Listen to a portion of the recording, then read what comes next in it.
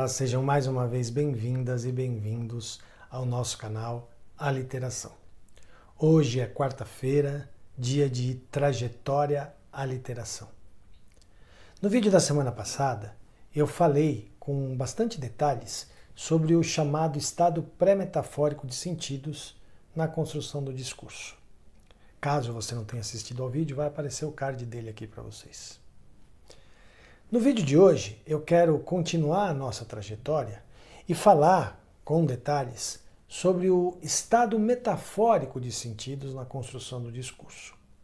Há alguns vídeos eu falei rapidamente sobre esse estado metafórico, associando esse estado ao que a gente consagrou chamar de metáfora.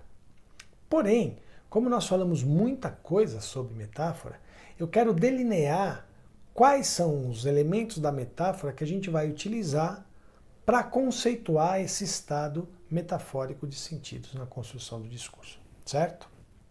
Bom, o estado metafórico é aquele onde a palavra possibilita uma entrada em outros universos de sentido.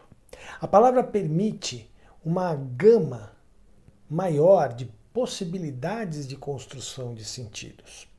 Isso faz com que essa construção de sentidos seja mais individualizada. Por quê? Porque a gente não pega aquele sentido primeiro, aquele sentido mais imediato que a gente viu no estado pré-metafórico. A gente não utiliza esse sentido mais imediato como o sentido final construído no discurso. A gente pega esse sentido para operar esse sentido e ir além dele. E esse ir além dá um caráter menos padronizado e mais individualizado para a construção de sentidos, para a operação de construção de sentidos.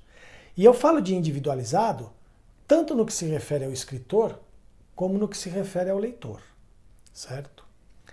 Porém, a gente precisa ter claro que apesar da gente estar falando de um universo de construção de sentidos mais individualizado, a gente não está totalmente livre para construir o sentido do jeito que a gente quer.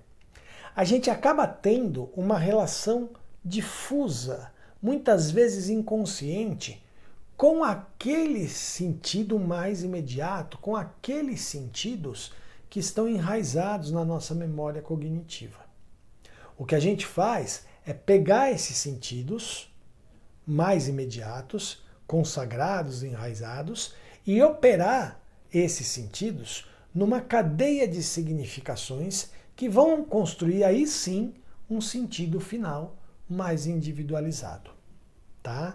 Então, percebam que o estado metafórico ele não é um estado de imediaticidade, como é o estado pré-metafórico, mas ele também não é um estado totalmente livre. A gente constrói os sentidos a partir dos sentidos mais consagrados, só que a gente utiliza esses sentidos mais consagrados, esses sentidos que estão no nosso imaginário cognitivo, como ferramentas para operar um jogo de articulações e construir aí sim um sentido mais individualizado. Vai aparecer para vocês um texto agora, que eu quero que vocês prestem muita atenção, porque nós vamos extrair desse texto algumas expressões onde eu vou conseguir exemplificar com mais clareza esse conceito de estado metafórico de sentidos, certo? Sou homem de tristes palavras. De que era que eu tinha tanta culpa? Se o meu pai sempre fazendo ausência. E o rio, o rio, pondo perpétuo. Eu sofria já o começo de velhice.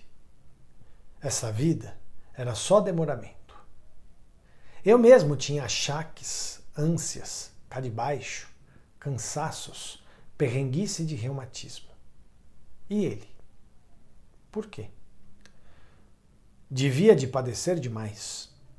De tão idoso não ia, mais dia menos dia, fraquejar do vigor, deixar que a canoa emborcasse, ou que bubuiasse sem pulso na levada do rio, para se despenhar horas abaixo em Tororoma e no tombo da cachoeira, brava, com um fervimento e morte.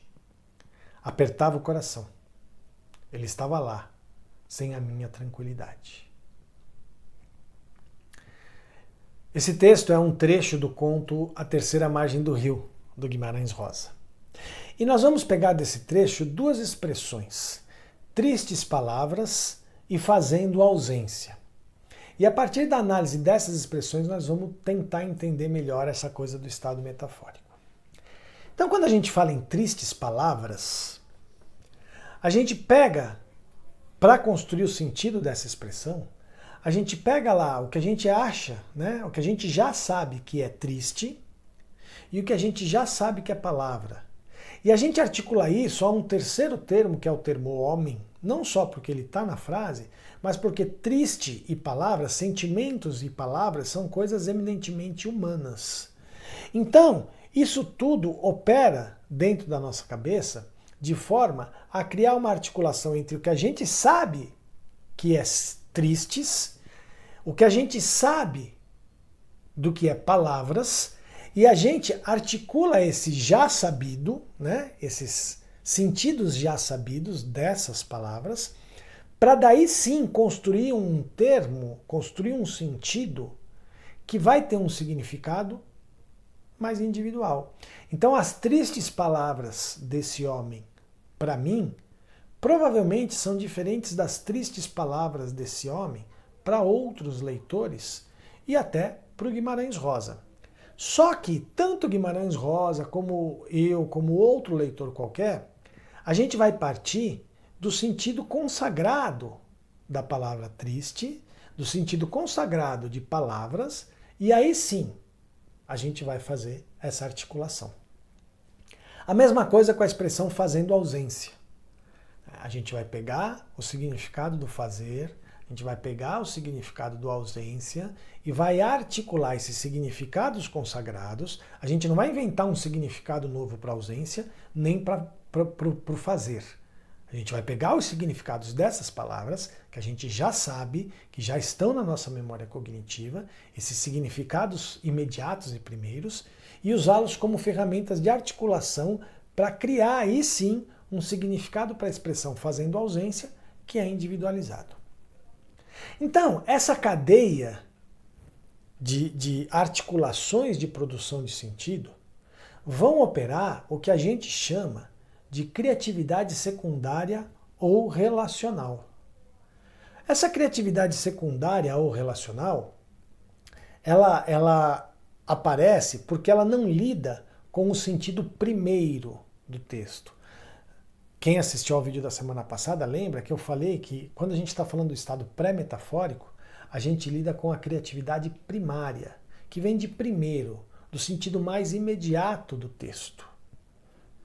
Quando eu falo em criatividade secundária, é justamente porque a gente tem que pegar pelo menos dois, o primeiro sentido, o segundo sentido, quer dizer, a gente vai pegar pelo menos dois termos, dois sentidos, e relacionar esses sentidos para construir um segundo sentido mais individualizado.